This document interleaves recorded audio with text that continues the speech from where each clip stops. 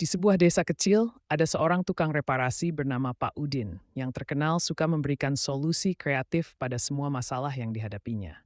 Namun, seringkali kreativitasnya justru membuat masalah baru yang tak terduga. Suatu hari, Bu Rini, tetangganya, datang dengan kipas angin yang rusak. Pak Udin, kipas saya mati total. Tolong dibetulkannya.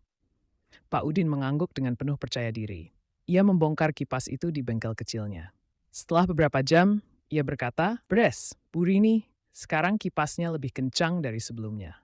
Bu Rini membawanya pulang dengan penuh harap. Namun begitu dicolokkan, kipas itu malah terbang seperti helikopter mini, memecahkan kaca jendela.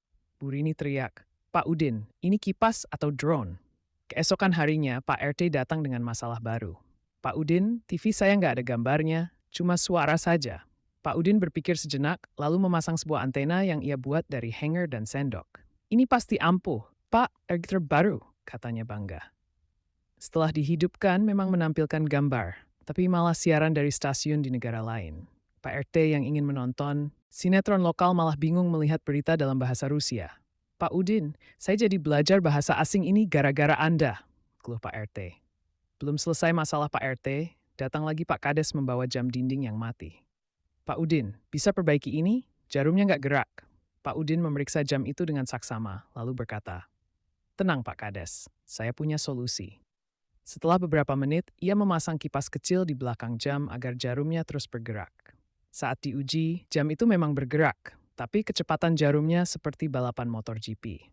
Dalam 1 menit, jam itu sudah menunjukkan waktu 2 jam lebih maju. Pak Kades hanya bisa geleng-geleng kepala. "Pak Udin, kalau begini terus, saya jadi orang paling sibuk di dunia." Meski sering bikin kacau, warga tetap menyukai Pak Udin karena selalu membawa tawa dengan ide-ide nyelenehnya. Bahkan ada yang bilang, kalau nggak ada Pak Udin, desa ini bakal sepi dari cerita lucu. Maka, meskipun hasil reparasinya tak pernah benar-benar sempurna, Pak Udin tetap jadi pahlawan humor di desa itu. Dan setiap kali ada yang bertanya, "Pak Udin, kamu suka aneh?" Ia hanya tersenyum dan menjawab, "Hidup itu butuh inovasi, kepusan."